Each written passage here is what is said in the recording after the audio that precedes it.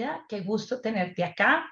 Gabriela está en México, pero es originalmente chilena, periodista y tiene una amplia experiencia en el trabajo social. Como les conté, funda Comunidad hace 25 años, en 1996, que es la Fundación Comunitaria en Morelos, es un estado que queda aquí al sur de Ciudad de México. Y pues ahí ha estado colaborando con muchas organizaciones sociales y filantrópicas, y hoy muy generosamente también nos acompaña aquí para compartirnos sobre su experiencia. Y particularmente, Gabriela, tienes muchísima experiencia en muchas cosas, pero hoy quisiéramos que nos aportaras en el ejercicio que nos convoca hoy, y es esa tarea maratónica de delimitar y definir el territorio en el que va a operar la Fundación Comunitaria. ¿Cómo lo hicieron ustedes en esa época, no? ¿Qué estrategias siguieron? Si podemos hablar de estrategias que les permitió a ustedes decir, bueno, empezamos aquí, ¿cómo lo marcaron, no? ¿Y qué herramientas utilizaron para hacerlo? Empecemos con esa, por favor. Decirles que cuando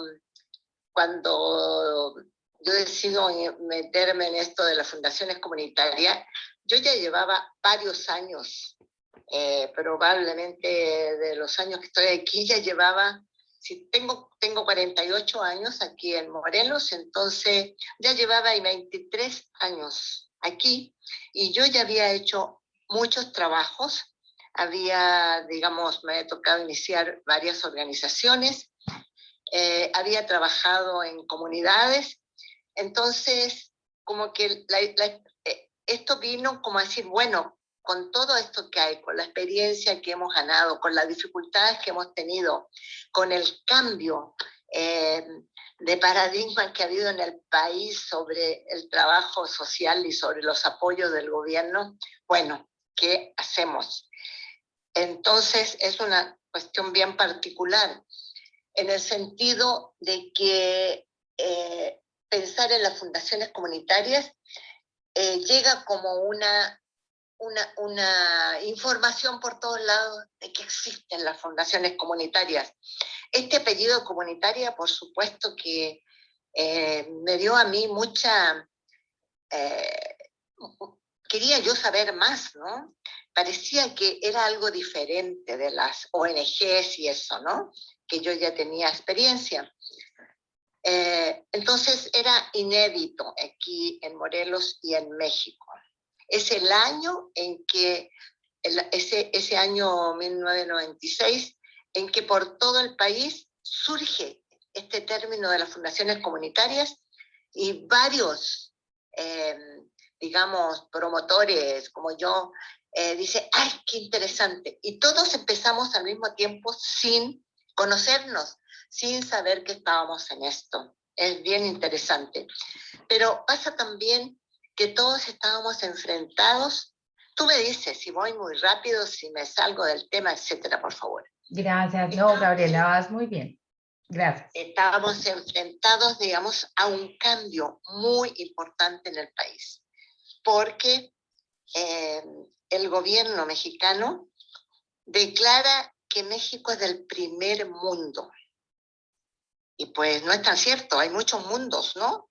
En México, en ese tiempo y todavía, ¿no?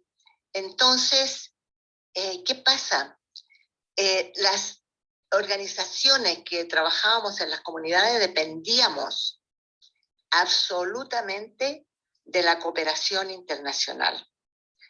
Y la habíamos hecho muy bien, habíamos tenido muy buenos aportes, y hay organizaciones que por años, sobre todo la cooperación internacional europea, ayudó en México, ¿no? Con grandes proyectos, grandes cantidades de dinero. En el caso de aquí en Morelos, una variedad, no tanto esto de grandes cantidades de dinero, pero en conjunto sí habíamos conseguido un buen apoyo, hay que decir. Creo también hay que decir que había una circunstancia especial. Aquí existía un obispo muy interesante que era muy reconocido internacionalmente por su carisma y por su sentido social y de romper filas de lo habitual. Entonces también eso atraía mucho a este lugar. Entonces empezamos a decir, la cooperación internacional se va. ¿Qué vamos a hacer? De alguna manera, es terrible que dependamos totalmente de lo internacional. ¿Qué pasa aquí en el país? No hay gente que le interesa su país, no, hay gente que tiene mucho dinero, hay muchas organizaciones, etcétera. Ese fue como el decir, bueno, vamos de estar afuera pidiendo dinero para apoyar nuestros trabajos, a decirle a la comunidad, a los empresarios, a las organizaciones, también que la propia comunidad aporte. Entonces, ese fue el movimiento que hicimos en ese momento, esperando tener que fuera posible. Perfecto. No sé si contesté la pregunta. Pero mira, no, esa es la verdad, pero es que el contexto que nos acabas de dar es importantísimo para entender cómo ustedes se hacen ese llamado de no podemos depender de recursos externos y vamos a mirar qué es lo que nosotros tenemos. Entonces, Gabriela, ¿cómo escogieron Morelos? ¿Cómo llegaron ahí? Mira, de partida, también la historia de trabajo nos indica dónde. Nuestros contactos serán a nivel de todo el estado de Morelos, que es un estado pequeño. Es una dimensión geográfica, digamos, también corresponde a la división política, ¿no? de que es un estado con una cantidad de municipios, que en estos momentos no me acuerdo cuántos, pero múltiples municipios, pero es un territorio pequeño, un territorio ya no sé si es menos, por supuesto que es menos de 1 millón de habitantes, ¿no? Entonces, en ese tiempo, ahorita pues está superado, ¿no? Ya solamente Cuernavaca tiene más de 1 millón de habitantes, ¿no? Pero de alguna manera los territorios más reconocidos son algunas ciudades. Eran las ciudades más importantes. Era más urbano el contacto con unas 3 ciudades más importantes, las 3 más importantes.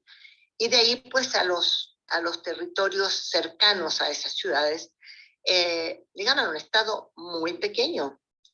Te lo recorre de norte a sur y de este a oeste, yo creo que 1 hora y media y ya, ¿no? En ambas direcciones. Entonces es pequeño. No te puedo decir los kilómetros cuadrados porque no los tengo aquí. ¿Y cómo definen estar ahí? ¿Era por la gente con la que tú estabas trabajando? ¿Cómo escogen esas 3 ciudades? ¿Qué tenían de componentes en esas ciudades? Las escogemos por las relaciones con las comunidades, por los trabajos en marcha, porque ya también son muchos trabajos en marcha, ¿no?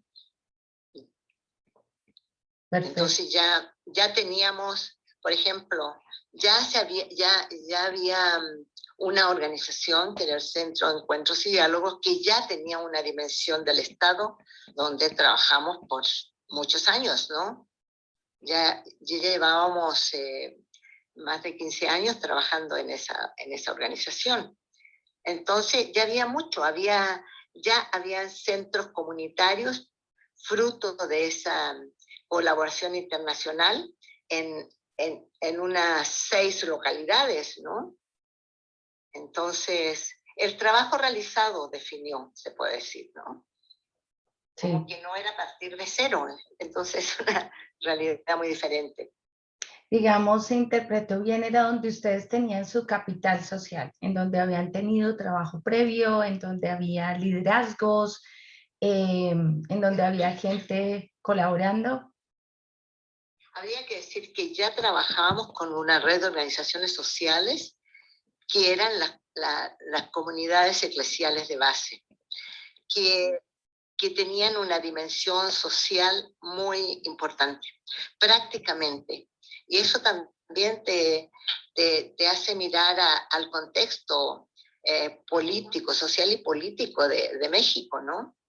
En México el desarrollo de las organizaciones sociales es muy tardío, digamos independientes.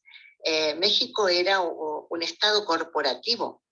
Todo sucedía a través de las organizaciones sociales que dirigía el gobierno, el partido en el gobierno.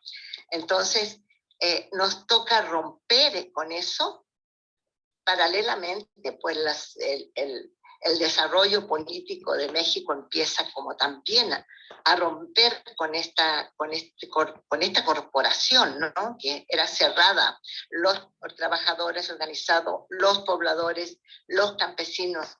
Entonces, sí, es una realidad muy particular la de México en ese momento en que el desarrollo independiente era ya novedoso y realmente donde más se encontraba ese desarrollo independiente era en las comunidades eclesiales de base. Y se desarrollaba porque había un estilo de dirección, digamos, por el obispo que había aquí, que era el obispo de todo el estado de Morelos, que no era también cerrado a decir, estos son organizaciones de la iglesia, sino que estos son territorios donde hay gente, donde hay problemas y donde hay cristianos de la localidad, de la comunidad, allá en la base, que le preocupa lo que pasa a su alrededor y quiere apoyar, hacer un cambio. Esa es la realidad con la que trabajamos. Y te podría decir que hay un antecedente interesante porque desde que yo llego a trabajar aquí, en 1974, a una organización, a un centro de documentación de mujeres que quiere llegar a las mujeres de las comunidades locales. Y me pide a mí que yo vea cómo se hace un periódico que va a apoyar a esas mujeres. Eso es antecedente. ¿Eh? Y si yo estoy fuera de lo que me pides, me dices. Entonces, ese periódico que yo trato de ver cómo lo hago, porque esa era mi especialidad, se supone, entonces me doy cuenta después de 2 meses que yo tengo que ir con las mujeres a preguntarle qué quieren, cómo lo quieren. Y me voy con los núcleos más activos de las comunidades cristianas a preguntarle, a ver, hay la posibilidad de hacer un periódico, tenemos el recurso, tenemos la organización que lo respalda, ¿cómo lo hacemos? Y así nace un periódico que está llevado adelante por 22 años por mujeres de las comunidades cristianas que hacen un trabajo fabuloso a través del periódico por 22 años. Entonces hay redes, lo interesante son las redes. Ellos podrían haber vendido muchos periódicos, pues hay problemas y qué sé yo, pero empezaron vendiendo 4.000 periódicos en todo el estado, por todos lados. Entonces, se hacen redes que nos tienen instaladas en todo el estado. Y eso es lo que recoge en 1996, se recoge la idea de una fundación comunitaria. Ya teníamos la base. Perfecto, no, está clarísimo, pero además creo que el ejemplo de el periódico es una buena idea, ¿no? Para empezar a hablar con la gente, para empezarle a preguntar, ¿usted quiere un periódico? ¿Y qué quiere leer? ¿De qué quiere que le informemos? ¿No? Y así, ¿sabes? ¿Cómo hacen ese trabajo de identificación de la riqueza, de lo que la misma comunidad podía dar? Cuéntanos de eso, por favor. A ver. Bueno, aquí tú estás hablando, como somos 2 o 3 personas que estamos empezando todo esto, ¿no? Bueno, miramos, sentíamos que teníamos la relación de base, y después comunidades, hay que decir, muy pobres, ¿no? Que ya hacían mucho trabajo solidario por su propia característica, ¿no? Eran muy solidarios. Ellos iban a ayudar a las huelgas, se le hacían la comida a la gente. O sea, dentro de la pobreza siempre había recursos para apoyar a sus compañeros, los trabajadores que están en huelga, en un conflicto aquí. Entonces, en la base había gente que producía sus propios recursos, los ponía en conjuntos y sacaba adelante acciones casi siempre de urgencia, de solidaridad, ¿no? Entonces, ¿cómo reemplazar este apoyo internacional con apoyos locales? Entonces, nos fuimos a ver quiénes hacían filantropía en la región. Y nos encontramos que había unos empresarios que sí lo hacían, pero nos encontramos que eran filántropos que ya estaban totalmente ocupados en sus tareas, eran empresarios que tenían que ir con sus empresas y ese era su mundo. Tengo que decirte que conseguimos muy poco de ellos. Ellos tenían su propia manera de operar, tenían personas a que acudir para conseguir recursos, por supuesto, por ser empresarios, sus relaciones era posible. Eso no lo teníamos nosotros, para nada. Entonces, ese apoyo de los empresarios en las comunidades es su plan, cómo lo quieren hacer. Ellos van a discutir la orientación que tenga y lo harán a menudo como también en favor de sus empresas, que tiene entonces un nombre en la comunidad y aparecen como personas que están preocupados de la comunidad. O sea, es el objetivo del propio desarrollo de las empresas, ¿no? Con una línea filantrópica. Así que conseguimos muy poco y empezamos a picar piedra. Picamos piedra por muchos años tratando, y hay que decir que no pudimos dejar del todo algunos apoyos internacionales porque nos conocían, etcétera, ¿no? Y porque nos seguían invitando a eventos, etcétera. Entonces, siempre tuvimos un pie un poco en lo internacional tratando de buscar lo local. Y no ha sido nada de fácil, nada de fácil. Creo que es en los últimos, tal vez 10, 15 años, que ya hay más visibilidad de la fundación hacia las organizaciones empresariales o también las propias fundaciones comunitarias tienen sus estrategias, ¿no?, para conseguir sus recursos. Quería preguntarte cómo esta delimitación del territorio fue cambiando y pues digamos qué factores pudieron o qué factores influenciaron en estos cambios en la delimitación del territorio. Sí. Bueno, es muy interesante tu pregunta porque sí, todo esto es muy cambiante, ¿no? Por ejemplo, la Iglesia cambió de una visión muy social, muy con la gente de base, muy de promoción de la justicia, de la participación, de la voz de la gente de las comunidades, cambió enormemente. Hay que decir que ese planteamiento molestó a muchos en la Iglesia. Y entonces, después que deja su obispado, el obispo Sergio Méndez Arceo, vienen varios obispos que tienen como objetivo desaparecer las comunidades cristianas, no darles ningún apoyo, no darles facilidades. Antes tenían enormes facilidades de usar espacios, de participar, de tener voz. Se fue acabando eso, tristemente, para la sociedad. Entonces, pero por otro lado, surgen otras organizaciones ya más digamos, ideológicamente de diferentes signos, pero con el sentido de mejorar su comunidad, donde pueden tener diferentes opciones religiosas, políticas, etcétera, pero que tienen el foco, el sentido, el objetivo de mejorar sus comunidades, de mejorar la vida de las comunidades.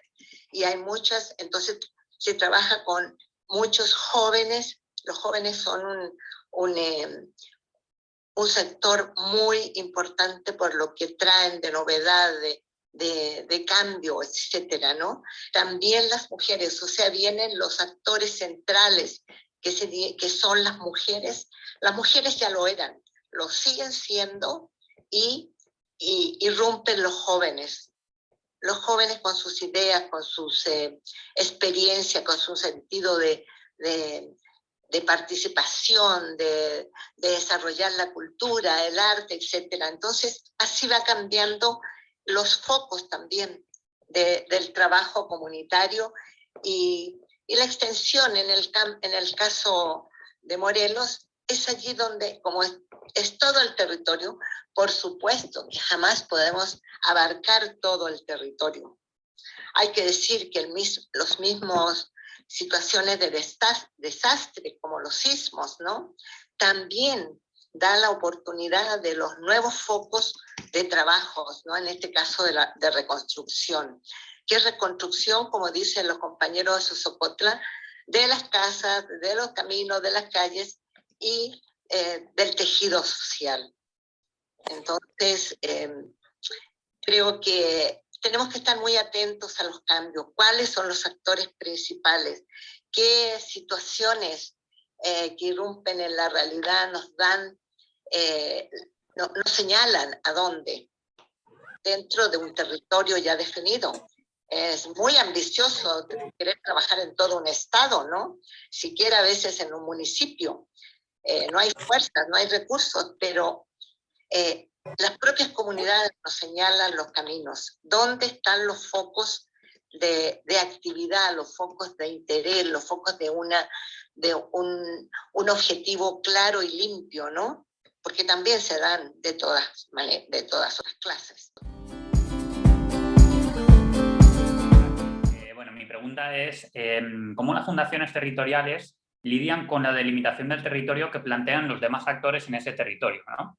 Porque por un lado está la visión que tiene una fundación territorial sobre su concepto de territorio, pero también están los actores que intervienen en ese territorio que tienen su visión particular sobre el territorio en el que intervienen. Entonces, digamos que en ese sentido, la forma en la que una fundación territorial quiere apoyar el territorio a lo mejor puede no verse atendida por determinados colectivos que están dentro de ese territorio, pero que afectan a una porción muy pequeña. ¿De qué manera lidia este tipo de fundaciones ese concepto de territorio que no siempre es cohesionado con los actores que participan en ese lugar? Mira, pues la experiencia a lo mejor es pequeña, es limitada, y en un territorio pues hay tantas situaciones, tantas problemáticas, tantos actores, que realmente te vinculas y trabajas con los que puedes, con los que quieren, y vas como con las dinámicas y las estrategias también de esos actores, como ellos son ellos los que están fundamentalmente vinculándose con las autoridades. Son ellos, o sea, a lo mejor esto que te voy a decir, es posible que no es una, digamos, la fundación no está al frente y no es tan visible. El que es visible es el actor local. La fundación va de atrás apoyando a las acciones que comparte con ellos, ¿no? Y pues si puede facilitar relaciones, etcétera, lo hace. Pero la fundación va de atrás. Esa es la experiencia, ¿no? No es un actor tan público e importante que rebasa a las comunidades, ¿no? Se trata de darle voz y darle presencia a ellos, no digamos, actuar por ellos. Esa es la gran diferencia. Entonces, depende de la capacidad Si una fundación ya tiene un nombre y es un actor importante en una situación, pues tiene que hacerlo, ¿no? Tiene que ponerse al frente. Pero lo fundamental que nos ha tocado a nosotros es ir detrás de la comunidad, apoyando sus vínculos, apoyando sus estrategias y actuando cuando es necesario, puntualmente. ¿Me explico? Sí, totalmente, Gabriel, y gracias por recordarnos eso tan importante y es el dar la voz y la visibilización de esos que están operando donde estén operando. Súper clave la pregunta de Álvaro en la medida que como nosotros estamos en el ejercicio de definir en dónde vamos a estar. Entonces, me imagino que tenemos esta tensión de que hay unos actores que están no de pronto tan cohesionados, de pronto unos alejados de otro, y tenemos que definir cuál es la capacidad que vamos a tener nosotros en nuestra fundación territorial para atender esas solicitudes. Entonces, creo que nos dejas ahí unos puntos muy importantes que me permitiría resumir en 5 y que tiene que ver primero con ese alcance, ¿no? ¿Hasta dónde podemos llegar cuando estamos formando la fundación territorial? Y alguien nos recordaba en algún momento que nos recordaba que fuera lo suficientemente pequeño para articular procesos, personas, empresas, pero lo suficientemente grande para movilizar recursos. Y al principio Gabriela nos decía, miren que fuimos a las empresas y fuimos a los empresarios y estaba la gente. Entonces, poder tener esa mirada abarcativa de capacidad, pero también de movilizar recursos también. Un segundo punto tiene que ver con esta diversidad de actores, ¿no? De iniciativas, de organizaciones que pueden estar ahí aportando y cómo esa mirada tiene que estar más desde el corazón, desde la solidaridad y no de los cartones o estereotipos que nos pueden dar por la religión o por el lugar en donde vivimos o por el estrato económico que tenemos. Entonces, Gabriela, con esa última pregunta quizás sobre los cristianos nos pudiste dar una visión amplia de cómo manejarlo. También los territorios deben tener identidades, ¿no? Y culturas dinámicas, motivaciones que los junten, ¿no? ¿Cuáles son esos objetivos comunes que nos pueden llamar a actuar? Y quizá eso también nos da pistas sobre qué tan amplio o qué tan pequeño es nuestro territorio, hacia dónde llegan estos intereses comunes. Y que la gente se conozca, ¿no? O pues que se vaya conociendo en el proceso. Inicialmente uno tiende a hacer grupo con los amigos, con la familia, con los que están cercanos, con los que fui a estudiar o con los que fui a jugar algún deporte o a hacer algún tipo de actividad.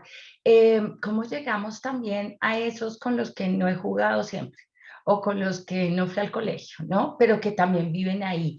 Quizá ese es uno de los retos porque no me puedo saltar por los barrios por donde yo he pasado. Y por último, hacer ese recorrido que vamos a empezar ahorita, queridos acá todos y todas los que están, por recorrer esas fuentes de recursos, ¿no?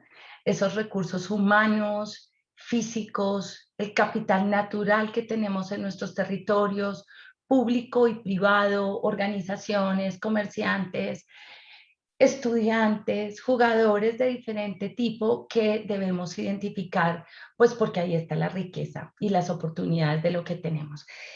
Gabriela, muchísimas gracias por habernos apoyado en esto.